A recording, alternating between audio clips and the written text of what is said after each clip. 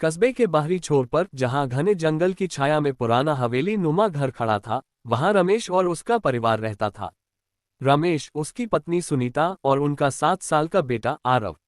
ये घर उनके लिए नया था, लेकिन इसकी दीवारों में कुछ पुराना और अनजाना सा छिपा था।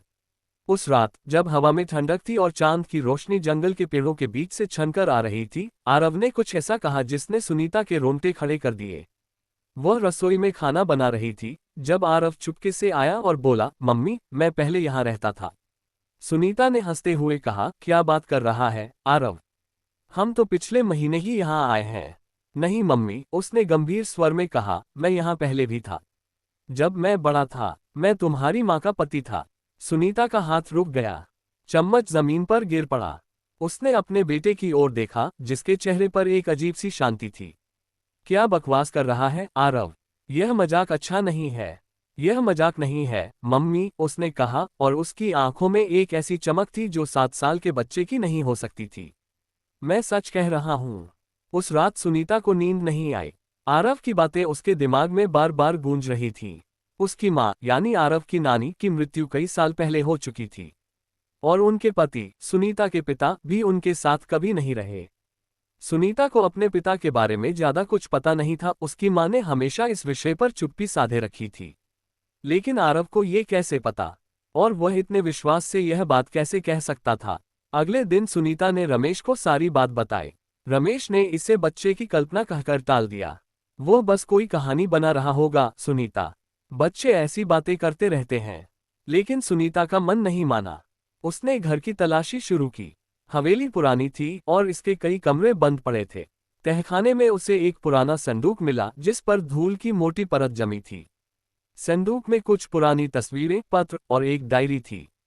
डायरी में उसकी माँ शांति का नाम लिखा था। सुनीता ने डायरी खोली। पहला पन्ना पढ़ते ही उसका दिल धक से रह गया। उसमें लिखा था, वह मुझे हर रात देखता है। उसकी आंखें, वे आंखें मुझे डराती हैं। मैंने उसे कहा था कि यह प्यार नहीं, ये जुनून है। लेकिन वह नहीं मानता। सुनीता ने पन्ने पलटे। डायरी में एक पुरुष का जिक्र था, कमल। उसकी माँ ने लिखा था कि कमल उसका पति था, लेकिन उसका व्यवहार अजीब था। वह रात को अकेले जंगल में जाता था और जब लौटता तो उसकी आंखें लाल होती थीं। शांति ने लिखा था कि उसे डर था कि कमल कोई इंसान नहीं, बल्कि कुछ और था। सुनीता ने डायरी बंद कर दी। उसका मन घबराने लगा। क्या आरव का ये कहना कि वह उसकी माँ का पति था, सिर्फ संयोग था?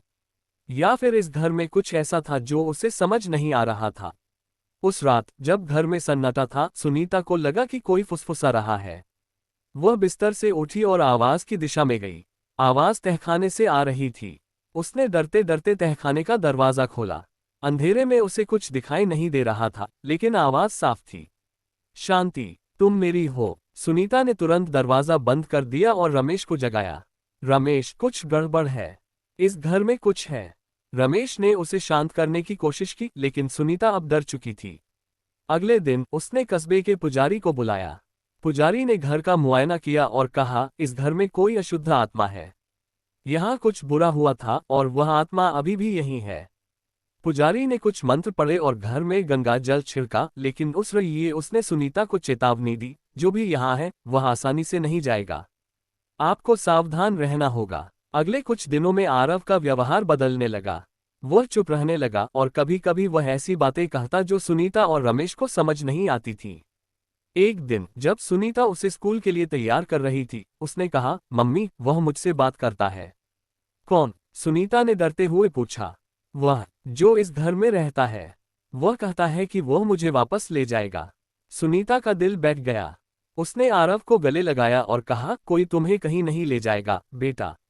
लेकिन उस रात, जब सुनीता सो रही थी, उसे लगा कि कोई उसके बिस्तर के पास खड़ा है।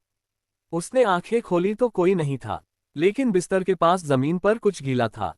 उसने टॉर्च जलाकर देखा, वह खून था। सुनीता अब और इंतजार नहीं कर सकती थी। उसने डायरी को फिर से पढ़ा और उसमें एक जगह का जिक्र था, जंगल में एक पुराना कुआं। शांति ने लिखा था कि कमल वहां अक्सर जाता था और एक रात वह वापस नहीं लौटा। सुनीता ने रमेश के साथ मिलकर जंगल में उस कुएं को ढूंढने का फैसला किया।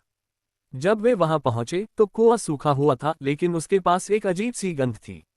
रमेश ने कुएं में झांका और चिल्लाया, सुनीता, यहाँ कुछ है। उन्होंने कुएं से एक पुराना लॉकेट निकाला जिसमें शांति और एक पुरुष की तस्वीर थी। उस पुरुष की आंखें वही थीं जो आरव की थीं जब वह अजीब बातें कहता था। उस रात जब सुनीता और रमेश लॉकेट को घर लाए, आरव अचानक चिल्लाने लगा, उसे जलाओ, उसे जलाओ। उसकी आवाज किसी और की थी, किसी पुरुष की। सुनीता ने लॉकेट को आग में डाला। जैसे ही लॉकेट जलने लगा, घर में एक भयानक चीख गूंजी।